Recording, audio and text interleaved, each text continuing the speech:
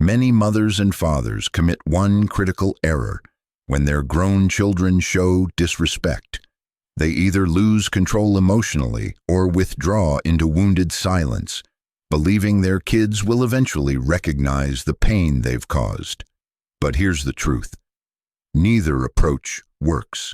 The parents I've observed who command genuine respect from their adult children use something entirely different. They don't raise their voices, they don't give lengthy speeches, they speak specific words, carefully chosen words, that transform the entire relationship dynamic instantly.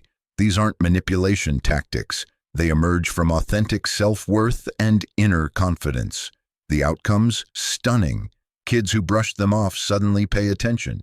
Grown children who rarely reached out begin calling consistently. The entire family pattern shifts from tension to mutual regard. Today, I'm revealing this exact method. You'll learn the precise language and delivery approach. Let's dive in. Meet Barbara Chen. She's 71 and resides in Seattle. For nearly a year, Barbara felt like a ghost in her own family circle. Whenever she phoned her daughter Melissa, now 34, the response was always that half-present voice. "Oh, hey, Mom, what do you need?" As though Barbara was interrupting crucial business. At family gatherings, if Barbara attempted contributing her thoughts, Melissa would check her device or pivot the conversation entirely. The final straw arrived one Saturday evening. Barbara had devoted her afternoon creating Melissa's beloved lasagna recipe. Over dinner, Barbara shared news about her book club friend's recent health scare. "It reminded me of my own mortality," she began. "Perhaps we ought to discuss—" Melissa interrupted sharply. "Mom, seriously? Can we skip the morbid topics tonight? It's bringing everyone down." She immediately turned toward her husband and launched into vacation planning as if Barbara had vanished. That evening, Barbara lay awake for hours. The careless dismissal, the manner in which Melissa treated her mother's words like meaningless background chatter. Does this resonate with you? Do your own children view you as ambient noise in their busy lives? You nurtured them through everything. You gave up so much. Yet now when you attempt genuine connection, you encounter impatience, distraction, or flat-out disregard. Your children learn how to treat you based on what you tolerate. Here's what countless parents fail to grasp. Your children aren't necessarily being intentionally cruel. Frequently, they've slipped into autopilot patterns of undervaluing you because you've never established firm expectations around respectful treatment. The following week, Melissa contacted Barbara requesting to borrow her car for a work trip. Suddenly, she possessed abundant time for conversation. She was pleasant, engaging, inquiring about Barbara's well-being. But the instant Barbara agreed, Melissa's energy shifted completely. "Perfect. Thanks so much. I'll grab it tomorrow morning," she said, hanging up abruptly. Barbara understood then. She only held value when they wanted something. Otherwise, she represented merely an obligation requiring minimal time investment. This moment sparked Barbara's transformation. She recalled wisdom her own grandmother once shared. "I adore you and have given up much for your happiness, but without mutual respect between us, that affection cannot endure healthily." Barbara recognized she'd been permitting her daughter's behavior by accepting it without objection. Each instance she suppressed her hurt, she was effectively teaching Melissa that such treatment was acceptable. Barbara discovered her answer through her yoga instructor, Carmen Rodriguez, who was 65. Carmen had 5 adult children, and Barbara had always marveled at how respectfully each one engaged with their mother. "Carmen," Barbara asked one afternoon, "how do your children actually value your input? Mine behave as though I'm furniture unless they want something." Carmen placed her tea down deliberately. "Barbara, your children mirror back exactly what you've permitted. When my eldest daughter, Sophia, began talking over me, I discovered the power of establishing limits using minimal language. No anger, no lengthy explanations, simply clear, composed boundaries. When Sophia would cut me off or minimize my perspective, I'd meet her eyes directly and state, "How you're addressing me currently seems disrespectful. I'd like you to rephrase that." "That's all?" Barbara asked. "That's all." Following those words, I would pause. No defending, no justifying my feelings. I'd simply wait for her to respond appropriately. The essential element is unwavering consistency, Barbara. Every single instance, whether interruptions, condescending remarks, or that patronizing tone, every single time you address it with that same calm energy. This struck Barbara as radically different from everything she'd attempted previously. No emotional manipulation, no yelling, just transparent expectations communicated steadily. But what if they push back? What if they become hostile? Carmen nodded knowingly. Sophia tried that once. She declared, "Fine, if you're going to be this oversensitive, I'll just contact you less often." And I responded, "That's entirely your decision. However, when we do communicate, I require respectful dialogue." "Weren't you terrified of losing her?" "Barbara, I was already losing her. She was treating me like hired help she barely tolerated. At minimum, this approach, I was honoring my own dignity." Here's what Carmen taught Barbara. You must establish that love and respect are inseparable, even among family members. Too many parents convince themselves that unconditional love means tolerating any behavior from their children, regardless how damaging. But that's not love. That's enabling harmful patterns. Authentic love incorporates boundaries. Now, I recognize what some of you are considering. That sounds reasonable theoretically, but when I'm actually facing that situation, emotions overwhelm me. I can't maintain composure enough for calm strength. You're absolutely correct. When our children dismiss us, feelings flood our system. We experience hurt, frustration, underappreciation. Within that emotional hurricane, responding with calm strength feels impossible. This is precisely why advanced preparation is essential. Carmen offered Barbara practical guidance. Document your exact phrases and rehearse them. When you're emotionally neutral, determine your precise language, then practice until it becomes instinctive.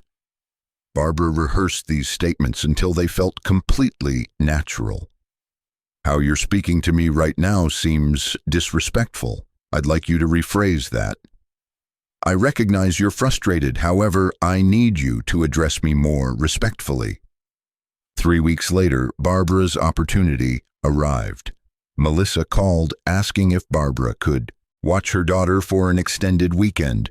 Barbara mentioned she'd need to verify her commitments first. "Mom, what commitments? It's not like your schedule's packed. Just give me a yes or no." Rather than reacting defensively or swallowing the insult, Barbara inhaled deeply. "Melissa, how you just addressed me seems disrespectful. I'd like you to rephrase that." Silence, extended silence. "What are you talking about?"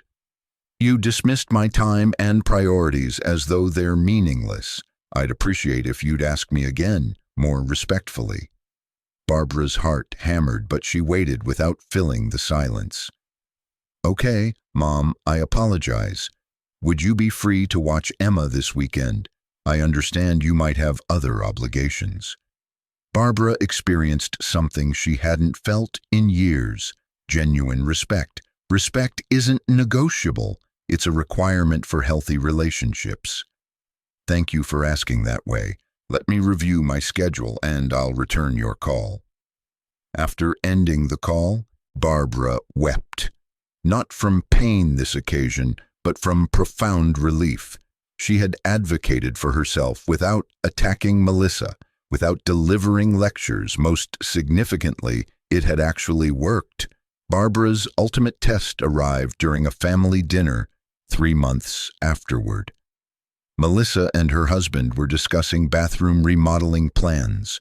Barbara offered several suggestions based on her own renovation experience. Melissa rolled her eyes noticeably. "Mom, bathrooms have evolved dramatically since you redid yours decades ago."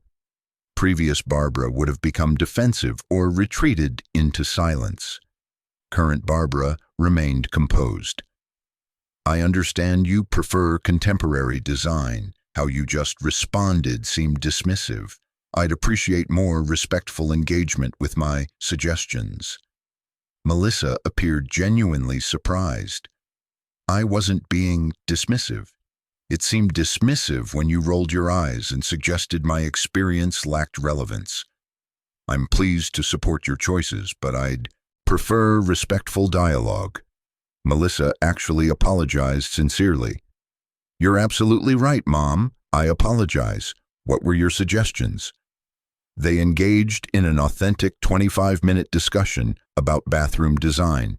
Melissa listened attentively, posed questions, and treated her like someone whose perspective held genuine value. This demonstrates the power of boundaries delivered through quiet strength rather than emotional reactivity. Here's another vital insight. Don't wait for your children to respect you. Begin respecting yourself first. Carmen told Barbara, "Sometimes you must create emotional distance. Release expectations and empty your heart of resentment. You'll feel considerably lighter. Don't continuously give without reciprocity. Live for yourself as well. This isn't selfishness. This is psychological health. When you constantly give without establishing boundaries, you teach your children that your needs are irrelevant. When you accept disrespectful treatment, you're demonstrating that disrespecting you carries no consequences. However, when you begin requiring respectful treatment, your children start valuing you differently as well.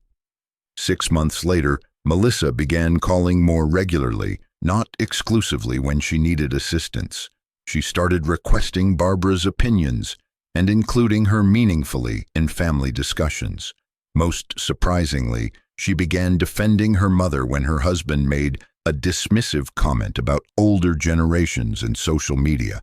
Melissa quickly interjected, "Mom's actually quite tech-savvy with that platform." This is what occurs when you stop accepting scraps and start expecting to be treated with dignity. Now, let me share the specific language that proves most effective. When your child interrupts you, "I'd appreciate finishing my thought. Please allow me to complete what I was expressing."